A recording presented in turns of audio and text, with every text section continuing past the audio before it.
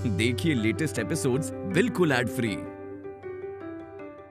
Bharat Ratna doctor Bhimrao Ambedkar को कोटि कोटि नमन। ये कार्यक्रम डॉक्टर भीमराव अंबेडकर के जीवन पर आधारित है, जहां भारत की जनता के प्रति उनकी योगदानों को पूरी सजगता से चित्रित और रेखांकित करने का प्रयास है। कार्यक्रम में दिखाई गई घटनाएं लब्ध प्रतिष्ठ पुस्तकों से ली गई हैं। इस कार्यक्रम के जरिए चैनल की ओर से एक विश्वसनीय, सजग और सकारात्मक प्रयास है कि डॉक्टर बाबा साहेब भीमराव अंबेडकर के जीवन की संघर्ष यात्रा एवं गौरव गाथा पूरे आदर के साथ घर घर पहुंचे और उनके योगदानों से सभी संपूर्णता में परिचित और आह्लादित हों।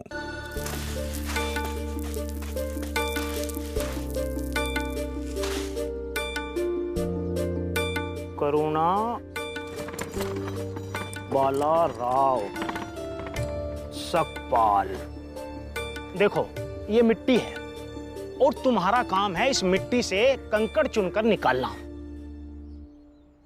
और ये जो तुम पीछे मिट्टी का ढेर देख रही हो ना, 28 बोरियों की मिट्टी का ढेर है। तुम तीनों मिलकर 2 दिनों में इस सारी मिट्टी से कंकड़ चुनकर निकाल पाओगे कि नहीं? हाँ, निकाल देंगे, आप निश्चिंत रहिए।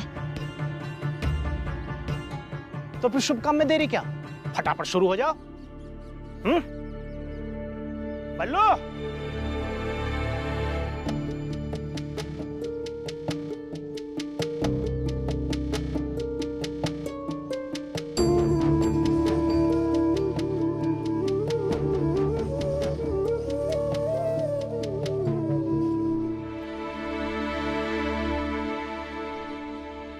ये क्या कर रहे हो भीम?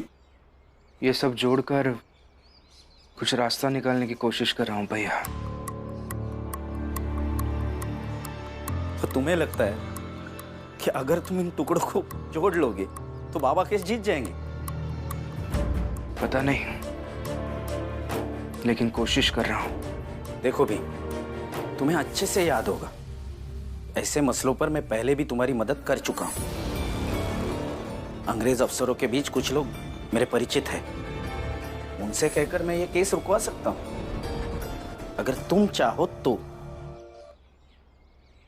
मगर यही ना कि मैं भाभी को आपके साथ जाने दूंगा तभी आप ये सब करेंगे।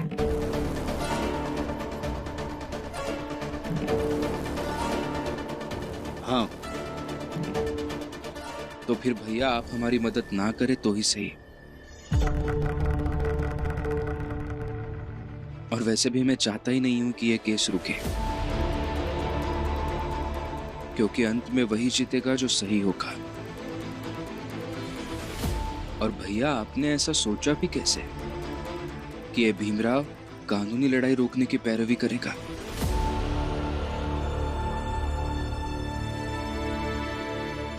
रमा कब तक लौटेगी? पता नहीं, जब काम खत्म होगा तब आ जाएंगे। मतलब अगर काम देर शाम तक खत्म नहीं हुआ तो वो देर शाम तक नहीं लौटेगी?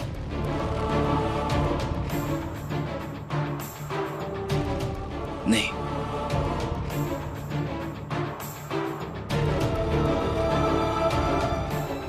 छोड़ो, मैं ही देखता हूं।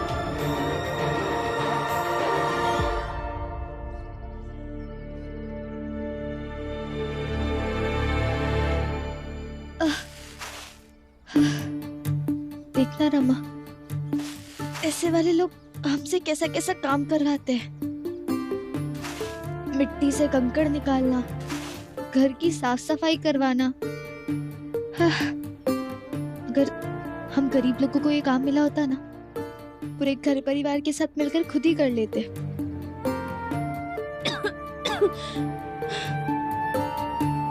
ऐसा ही होता है लक्ष्मी, ये गंदगी भरे काम ये अमीर लोग पैसे देकर हमसे करा लेते हैं और खुद बिल्कुल साफ और खुश रहते हैं। कोई समस्या ही नहीं होती जीवन में। नहीं दीदी, ऐसा नहीं है।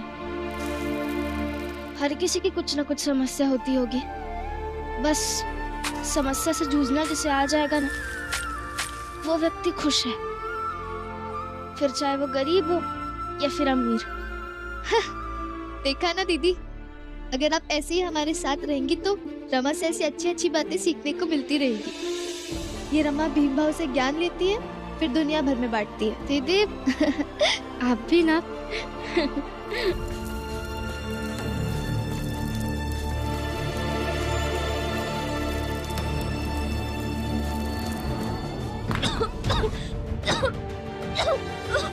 दीदी क्या हुआ आपको?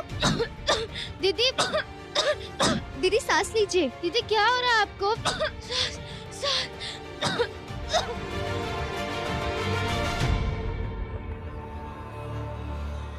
कहाँ गई होंगी ये, पता नहीं कहाँ काम ढूंढने गई है। ऐसे ये करुणा पूरे पूरे दिन ये रमा और लक्ष्मी के साथ रहेगी तो पता नहीं दोनों मिलके इसके कान में क्या क्या भर देंगे। दीदी क्या हो रहा है आपको? सांस लीजिए, सांस लीजिए। दीदी सांस लीजिए। दीदी दीदी आप सांस लीजिए। दीदी दीदी दीदी दीदी दीदी को घर लेके चलते हैं, वहीं पे डॉक्टर साहब को भी बुला लेंगे। नहीं, आप दीदी को घर लेकर जाइए, मैं डॉक्टर साहब को बुला कर लाती हूँ। चलेगा?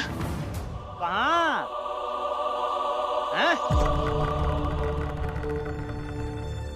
देखिए दीदी की तबीयत अचानक से बहुत खराब हो गई है, हम इन्हें घर छोड़ कर आते। तो मैं क्या करूं? मुझे इससे कोई लेना देना नहीं है। तुम तीनों ने कहा था 2 दिनों में इस सारी मिट्टी से कंकड़ छान कर दोगी, फिर ऐसे कैसे जा सकती हो? देखिए इनकी तबीयत सच में बहुत खराब हो गई है, हम आपका काम आके कर देंगे। काम करने से मतलब? देखो पहले सारा काम करो, फिर तुम्हें जहां जाना है जाओ। अरे वो भूमि में बेहोश हो गई होगी, मरी नहीं है। कैसी बातें कर रहे हो आप? देखिए 2 दिन का समय लिया था ना, कल आपका काम हो जाएगा। दीदी और कल काम नहीं हुआ तो? काम शुरू करने से पहले तो बड़ी बड़ी बातें कर रही थी, अब टाल मटोल कर रही हो? हैं? टाल नहीं रहे, हमने कहा ना आपका काम कल हो जाएगा। अरे भाड़ में गया काम। भाड़ में गया काम मतलब क्या तुम्हारा?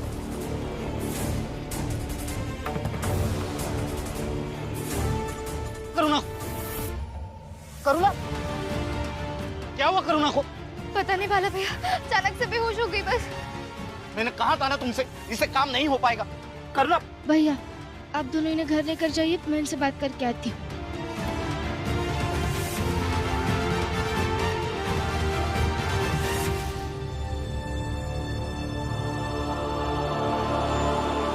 देखिए अगर आपका काम कल तक नहीं हुआ ना, तो आपको इसके बदले जो कुछ भी हर्जाना चाहिए वो हम दे देंगे।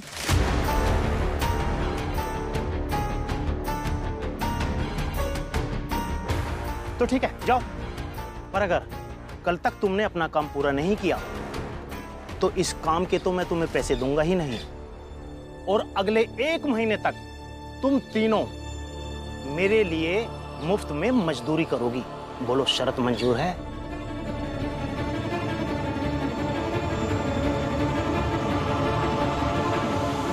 भीमराव, भीम बाहर आओ जल्दी, देखो मेरी पत्नी की हालत क्या होगी। कोई खटिया लेके आओ जल्दी। भाभी लाई। क्या हुआ भाभी को? क्या हुआ इसे? बाला कुछ बता तो। करुणा, मैंने कहा था ना तुमसे, इससे काम नहीं हो पाएगा। देखो अब इसकी हालत। भीम मैं सच कह रहा हूं, अगर आज इसे कुछ हुआ ना तो इसके जिम्मेदार सिर्फ तुम होगे।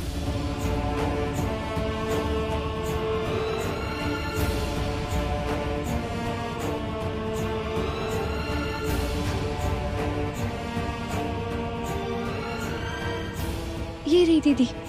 देखिए ना इसे क्या हुआ।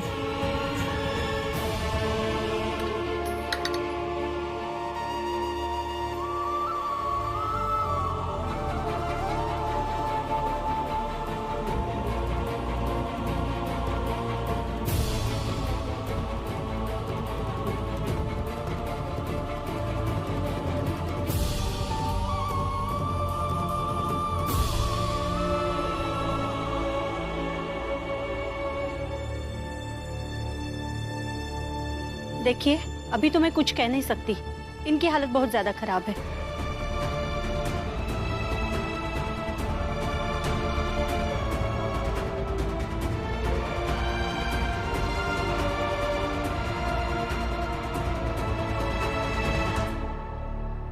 हाँ मैं कह सकती हूँ कि आपकी शर्त मंजूर है।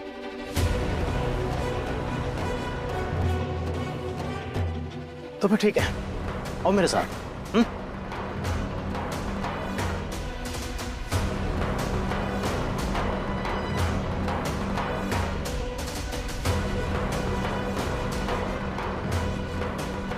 मैं इस पर वो सब लिख देता हूं जो हमारे बीच तय हुआ है। रमा तुम बस अंगूठा लगा देना, ठीक है?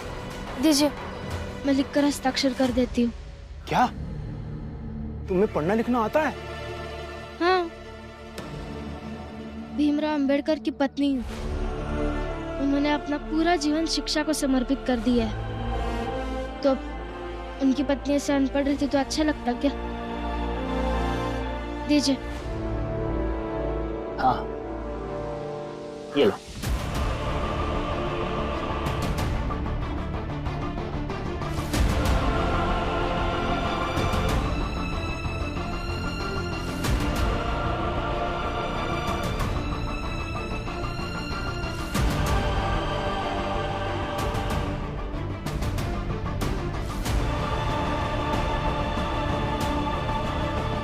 आती हूँ।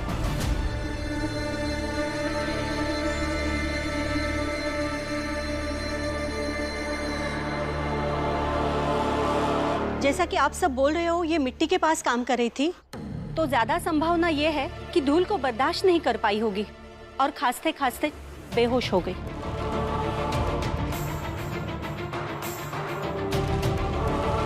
हाँ डॉक्टर साहब, दीदी को बहुत खांसी आ रही थी उस समय। इसका इलाज तो होगा ना? जी मैं दवाई तो दे देती हूँ, लेकिन इन्हें होश आने में 2-4 घंटे लग सकते हैं, और तब भी अगर इन्हें खांसी होती है तो इन्हें अस्पताल में भर्ती करना पड़ेगा। अस्पताल?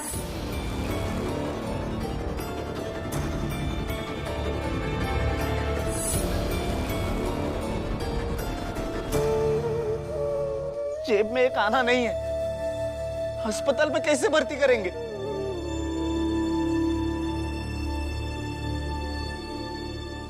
लेकिन जो कुछ कहो, बाला राम जी के बेटों में सबसे ज्यादा रोचक है।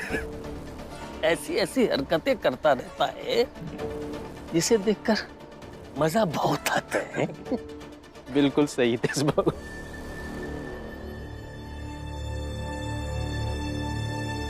डॉक्टर साहिबा, आप दवाई दे दीजिए ना। जी।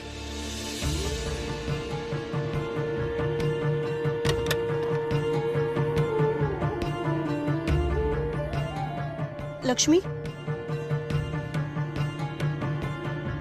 ये दवाई उन्हें पानी में घोलकर समय समय पर देते रहना, और उन्हें धूल से बचा कर रखिएगा, नहीं तो उनकी तबीयत और भी खराब हो सकती है।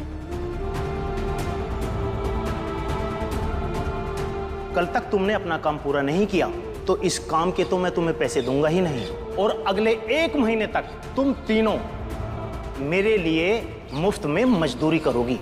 बोलो, शर्त मंजूर है?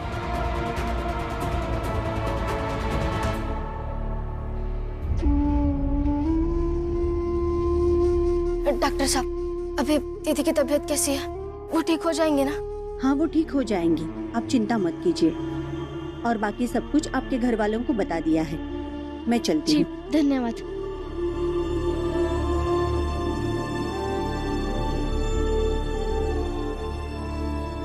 वो अब दीदी को अंदर लेकर चलते हैं, और दवाई के साथ साथ आप जो खांसी आने पर पत्ते पीस कर लगाती थी ना, वो भी लगाते। हाँ, कोई जरूरत नहीं है इसे अंदर ले जाने की।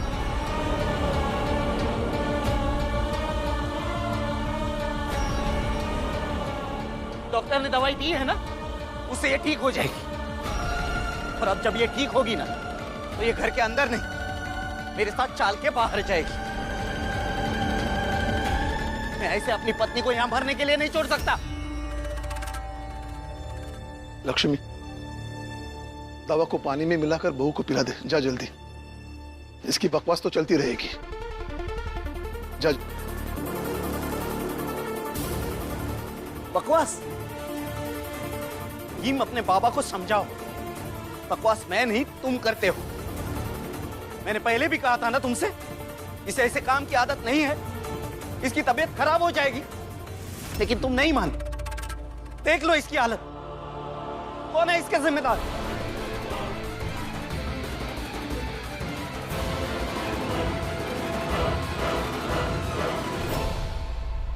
मैं जानता हूं कि तुम अपनी गलती नहीं मानोगी। अभी भी तुम्हें अपने फैसले पर कोई अफसोस नहीं होता होगा। अभी भी मुझे यही समझाने लग जाओगे कि कैसे तुम्हारा फैसला गलत नहीं था। अरे अगर भीमराव का तनिक सा भी एहसास हो जाए कि जो कुछ भी करत है वो गलत है, तो ये चाल के सारी गलत चीजें तो ऐसे समाप्त हो जाएंगी। दरअसल हितेश बाबू, जोगो बाबू, भीमराव का स्वार्थ इतना बड़ा है कि अपने फैसले को सही साबित करने के लिए किसी भी हद तक जा सकता है। ए जोखू और जनार्दन, ज्यादा ना बोलो। भीम ने हम सबके लिए इतनी लड़ाइयाँ लड़ी है और तुम लोग उसे स्वार्थी कह रहे हो। शर्म नहीं आती तुम्हें? हाँ, वैसे औरतन के न्याय दिया के मामले में तो भीमराव आगे ही रहत है। मतलब उतना ज्यादा स्वार्थी भी नहीं है। अगर भीम स्वार्थी होता तो हमें चाल वापस दिलाने के लिए क्रिकेट नहीं खेलता और गिरमिटिया मजदूर बनकर जाने से नहीं रोकता। तो कुछ भी मत बोलिए आप लोग। और अगर भीम स्वार्थी होता तो हम में साहस नहीं भरता, हमसे ये नहीं कहता कि हम कुछ भी कर सकते हैं, आगे बढ़ सकते हैं। सही कहा नंदू तुमने। भीमराव ने तो हमारी महत्ता हमारी खुद की नजरों में बढ़ा दी है, वरना हमें तो लगता था कि हम कभी किसी के लिए कुछ कर ही नहीं पाएंगे। इसलिए स्वार्थी भीमराव नहीं, तुम तीनों हो। और ये बात हम सब चौल वाले अच्छी तरह जानते हैं। अजीब बात है, यहाँ एक औरत बेहोश होके पड़ी है और तुम सब भीम भीम किए जा रहे हो। अरे संवेदना है कि नहीं? चुपचाप जो हो रहा है तो देखो कि कैसे एक जिद्दी भाई ने अपने बड़े भाई से शर्त लगाई और अब शर्त जीतने के जिद में अपनी भाभी की कुर्बानी दे रहा है। देखो बस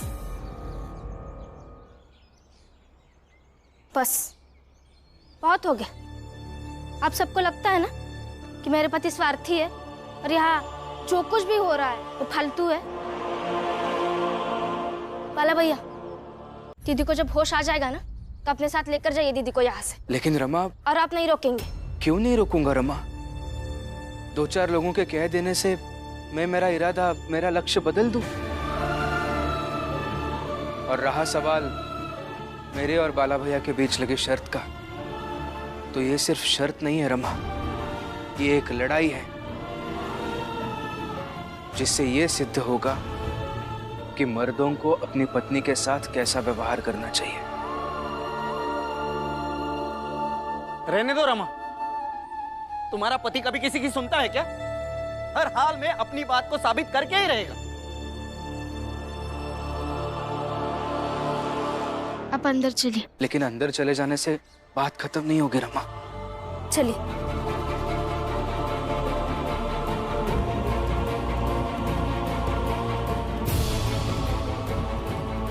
अच्छा लगा ना ये सब बोलकर, अपने विकृत मानसिकता का परिचय देकर। क्या मेरी मानसिकता विकृत है क्योंकि मैं अपनी पत्नी की फिक्र करता हूं इसलिए? ठीक है, फिर मैं जैसा हूं वैसा हूं, तो मुझे अपनी विकृत मानसिकता और अपनी पत्नी को यहां से ले जाने दीजिए, आप सबसे कहीं दूर।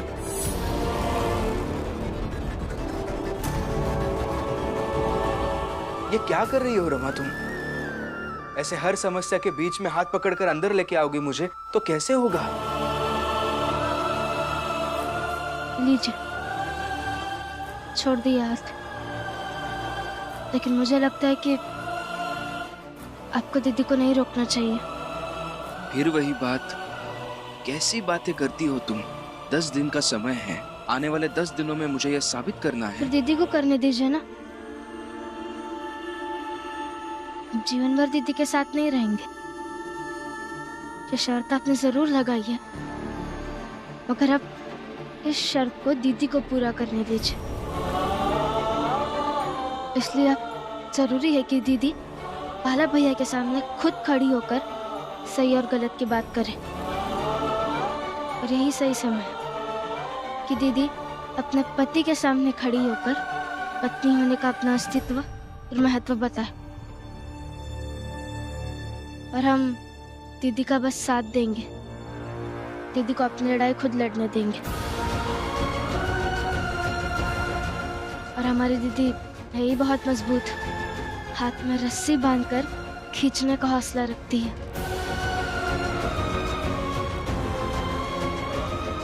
देखा भैया, भीम और रमा